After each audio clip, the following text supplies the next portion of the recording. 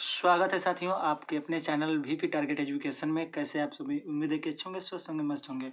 और जैसा कि आपका आज का पेपर काफ़ी बेहतरीन गया होगा, क्योंकि हम एक मॉडल पेपर में आपको हम बताए थे कि 3 मॉडल पेपर हम अपलोड किए थे, जिसमें से तीनों में से अब जो ऑब्जेक्टिव हैं और उसके साथ साथ जो लिखित हैं, यानी कि जो क्वेश्चन आंसर हैं, वो सब के सब इन तीनों मॉडल पेपर में से फंसे हुए थे। तो आज हम चर्चा करेंगे आपसे आज का पेपर जो हुआ है ऑब्जेक्टिव, उसको मिला लीजिए, बाकी जो मैप वाले हैं उनको भी हम बताएंगे। तो आप देख सकते हैं कि 825 ये है आपका पेपर सेट और सामाजिक विषय जो आज का पेपर था। तो चलिए हम लोग ऑब्जेक्टिव क्वेश्चन को देखते हैं। बाकी आप निर्देश पढ़ ही लिए होंगे कि निर्देश में क्या है क्या नहीं है, ठीक है। देखिए, देखते हैं हम लोग क्या कर रहा है। बहुविकल्पी प्रश्न में करा, निम्न में से कौन सा जिसे ब्रिटेन, रूस, प्रसा और ऑस्ट्रिया जैसी महाशक्तियों से 1815 ईस्वी में पराजय का सामना करना पड़ा था? तो कहेंगे नेपोलियन बोनापार्ट। मिला लीजिएगा, पेपर सेट देख लीजिए, आप अपना जो ऑब्जेक्टिव मिला लीजिए, ठीक है। तो इसका जो आंसर होगा नेपोलियन बोनापार्ट होगा, ठीक है। चलिए आगे देखिए, दूसरा क्वेश्चन क्या करा है। जब फ्रांस छींकता है तो बाकी यूरोप में सर्दी जुकाम हो जाता है, किसका कथन था? तो ये जो था किसका था? मेटरनिक का, ठीक है। ये हम आपको मॉडल पेपर में जो बताए थे उसी में से सबका सब फंसा हुआ है, ठीक है। आगे है कि अंतर्राष्ट्रीय मुद्रा कोष की स्थापना किस सम्मेलन में हुई थी? तो कहेंगे ब्रिटेन वुड्स सम्मेलन में, ठीक है। आगे है रिंडर पेस्ट नामक बीमारी 1890 ईस्वी में कहाँ से फैली थी? तो याद रखिएगा अफ्रीका। इसका करेक्ट आंसर क्या हो जाएगा? अफ्रीका। आगे है कि स्पिनिंग जेनी मशीन का प्रयोग निम्न में से किस कार्य हेतु किया जाता था? तो कहेंगे कि कताई की प्रक्रिया तेज करने के लिए इसका प्रयोग, यानी इसको कार्य में लिया जाता था। चलिए आगे देखिए, केवल मिलाते चलिए, आपका कितना सही हो रहा है जरूर बताएं हमें कमेंट करके, ठीक है। आगे देखिए क्या करा है, छठवां क्वेश्चन, निम्न में से गुलामगिरी किसकी रचना है? तो कहेंगे ज्योतिबा फूले जी की है, ठीक है। आगे भारत का संविधान के किस अनुसूची में भाषा का उल्लेख किया गया है? तो 8वीं अनुसूची में 22 भाषाओं का उल्लेख किया गया है। आगे है कि विश्व का सबसे बड़ा लोकतांत्रिक देश कौन सा है? तो कहेंगे कौन सा होगा आपका इसमें? अमेरिका होगा। तो इसका जो करेक्ट आंसर होगा वो अमेरिका ना होकर इसका करेक्ट आंसर कौन सा होगा? भारत होगा, ठीक है। आप हमारे फर्स्ट सामाजिक विषय के मॉडल पेपर में जाइएगा, आपको इसका आंसर उसमें भी मिल जाएगा। आगे कि नारी शक्ति वंदन अधिनियम भारतीय संसद में कब पारित किया गया था? तो कहेंगे 2023 में इसको पारित किया गया है। आगे कि बहुजन समाज पार्टी है ये राष्ट्रीय दल, ये बड़ा इंपॉर्टेंट क्वेश्चन है, ठीक है। आगे देखिए क्वेश्चन नंबर 11। क्वेश्चन नंबर 11 का है आर्थिक समृद्धि की कौन सी माप में देश की जनसंख्या को भी शामिल किया जाता है? तो कहेंगे सकल घरेलू उत्पाद, ठीक है। आगे है 12वां क्वेश्चन, ऑनलाइन फूड डिलीवरी का कार्य किस क्षेत्र का व्यवसाय है?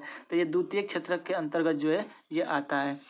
आगे है निम्नलिखित में से कौन सा अनौपचारिक साख का स्रोत है? तो कहेंगे मित्र से लिया गया जो ऋण होता है वो अनौपचारिक साख होता है, ठीक है। आगे है 14वां क्वेश्चन, अंतर्राष्ट्रीय व्यापार से लाभ होता है छोटे देशों को, बड़े देशों को, ए और बी दोनों, किसी को नहीं? तो कहेंगे दोनों को होता है, छोटे देशों को भी, बड़े देशों से दोनों को होता है।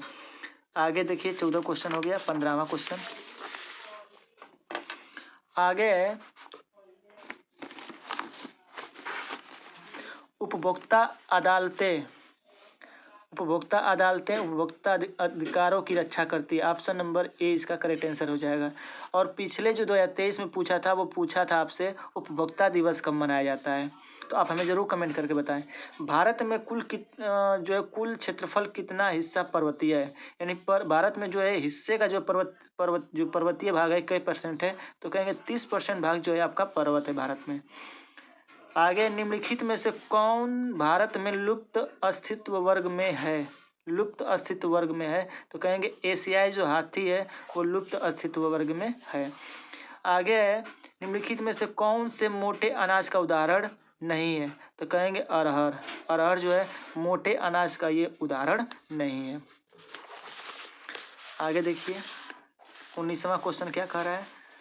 19वां क्वेश्चन कह रहा है सोहन अपने पशुओं के गोबर से ऊर्जा प्राप्त करने हेतु बायोगैस प्लांट लगाता है। ऊर्जा प्राप्ति का यह तरीका है परंपरागत, गैर परंपरागत, जुगाड़ू, इनमें से कोई नहीं। तो कहेंगे गैर परंपरागत ये आपका स्रोत है। ठीक है, ऊर्जा प्राप्ति का स्रोत है। आगे है कि जीवाश्म ईंधन द्वारा क्या होता है? मृदा प्रदूषण, वायु प्रदूषण, जल प्रदूषण, ध्वनि प्रदूषण। तो कहेंगे वायु प्रदूषण जो है जीवाश्म ईंधन द्वारा होता है।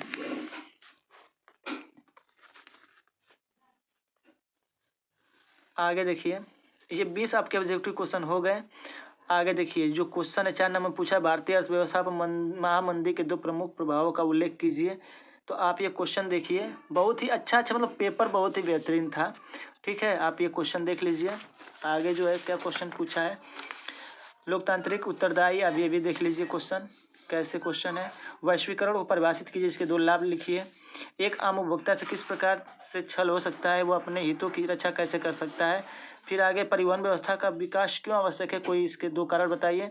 आधारभूत उद्योग एवं उपभोक्ता उद्योगों में विभेद कीजिए, अंतर दीजिए, आपको अंतर देना था। ठीक है, आगे देखिए असहयोग आंदोलन से आप क्या समझते हैं, इसके प्रमुख कारणों का उल्लेख कीजिए। 6 नंबर में है इटली और जर्मनी में एकीकरण में यूरोप में राष्ट्रवाद के उदय का योगदान विश्लेषण कीजिए। आगे है कि भारत के संघात्मक शासन व्यवस्था की प्रमुख विशेषताओं का वर्णन कीजिए। 6 नंबर में लैंगिक असमानता से आप क्या समझते हैं, भारत की राजनीतिक व्यवस्था में महिलाओं के प्रतिनिधित्व पर प्रकाश डालिए। फिर आगे है सार्वजनिक वस्तु से क्या आशय है, एक औसत व्यक्ति के जीवन में जो है स्तर सार्वजनिक वस्तुओं के किन्हीं 2 प्रभावों की चर्चा कीजिए। 6 नंबर में क्या निजी क्षेत्र के विकास में सरकारी समर्थन की आवश्यकता पड़ती है, किन्हीं 2 कारणों का उल्लेख कीजिए।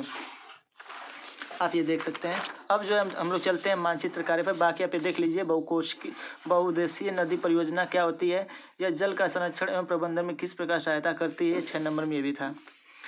आगे देखिए ऑब्जेक्टिव क्वेश्चन है, जो ऑब्जेक्टिव नहीं है सॉरी मैप क्वेश्चन है। ठीक है, मैप हम आपको नहीं बताएंगे, इसका आंसर बता दे रहे हैं, बाकी आप मैप में बताए थे कैसे आपको दर्शाना है। वह जनपद जहाँ चौरी चौरा जो है घटना हुई थी, चौरी चौरा घटना हुई थी, ये आपका गोरखपुर में। ठीक है, कहाँ हुआ था, गोरखपुर में, गोरखपुर में। फिर आगे कि वह स्थान जहाँ नील की खेती करने वाले किसानों का आंदोलन हुआ था, तो कहेंगे चंपारण बिहार में, चंपारण बिहार।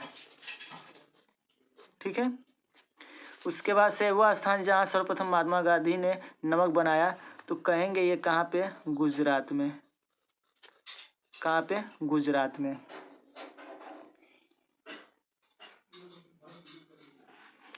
आगे है कि वह स्थान जहाँ 1929 में भारतीय राष्ट्रीय कांग्रेस का अधिवेशन हुआ था, तो ये हुआ था लाहौर, लाहौर यानी कि पाकिस्तान। ठीक है, ये पाकिस्तान में। वह स्थान जहाँ चंद्रशेखर आज़ाद शहीद हुए थे, तो कहेंगे इलाहाबाद में, इलाहाबाद में, क्योंकि यहाँ चंद्रशेखर आज़ाद पार्क वहीं पे है। ठीक है, उन्हीं के उपलब्ध में ये बना था जब वो शहीद हुए थे। तो ये इलाहाबाद आपका उत्तर प्रदेश में पड़ता है, ये जिला है उत्तर प्रदेश का। आगे है 9B, करा महानदी को इस चिन्ह के द्वारा जो है आपको राज्य के नाम से सहित दर्शाइए। महानदी को, महानदी जो है कहाँ किस राज्य में पड़ता है, तो ये महानदी जो है आपका उड़ीसा राज्य में पड़ता है। कहाँ पे, उड़ीसा राज्य में ये जो है पड़ता है, ये ध्यान दीजिएगा। ठीक है, आगे है तेलंगाना राज्य की राजधानी नगर चिन्ह द्वारा दर्शाइए। इस चिन्ह से दर्शाना है, और इसकी राजधानी जो है कहाँ पे है, तो इसकी राजधानी जो है आपका हैदराबाद है, हैदराबाद। ठीक है, इसको दर्शाना था। महानदी ये आपका उड़ीसा में है। ठीक है, दक्षिण भारत का एक सूती वस्त्र उद्योग का केंद्र ऐसे चिन्ह द्वारा दर्शाइए। तो इसका कह सकते हैं आप लोग जो है ये कोयम्बटूर जो है तमिलनाडु में पड़ता है, तो कह सकते हैं कोयम्बटूर इसका आंसर।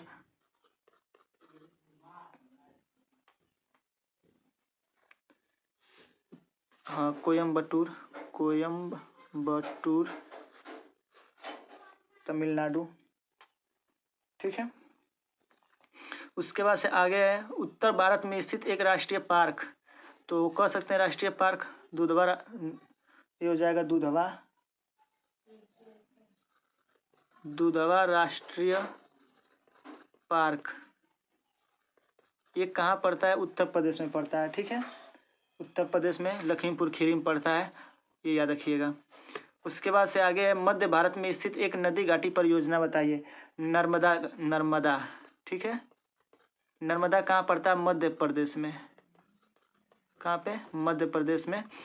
तो आपको जो है मैप तो मिला होगा, आप मैप में आसानी से कर लिए होंगे। आपको पहले भी बताया गया था कि अगर आपको मानचित्र कार्य करना है तो इसके लिए आपको राज्य पता होना चाहिए, ठीक है। और बाकी कक्षा 9 में भी अगर आप अच्छे से नदी के बारे में, पार्क के बारे में जो भी है अच्छे से पढ़े होंगे तो आप इन सभी क्वेश्चनों को कर लिए होंगे, ठीक है। तो उम्मीद है कि साथियों ये आपको समझ में आ गया होगा और बहुत काफ़ी आपका बेहतर जो है पेपर गया होगा। और हमें जो है ज़रूर कमेंट करके बताएं कि आप जो है कितने नंबर का करके आए पेपर में। और बाकी ये नीचे वाले जो क्वेश्चन है वो दृष्टिबाधित छात्रों के लिए है, आपको नहीं करना था, ठीक है। बाकी आपको समझ में आ गया होगा। तो आपको हमारे वीडियो से कितना जो हेल्प मिला है आप ज़रूर कमेंट करके बताएं। और बाकी आप ये देख सकते हैं मॉडल पेपर है, और 11 की तैयारी करने के लिए आप हमारे चैनल को सब्सक्राइब कर लीजिए। इस पे जो है आपका जो है मैथ जो है पर डे चलेगा 9 से लेकर 12 तक। तो चलिए मिलते हैं अपने नेक्स्ट वीडियो में। खुश रहिए, मस्त रहिए, बड़ों का सम्मान कीजिए।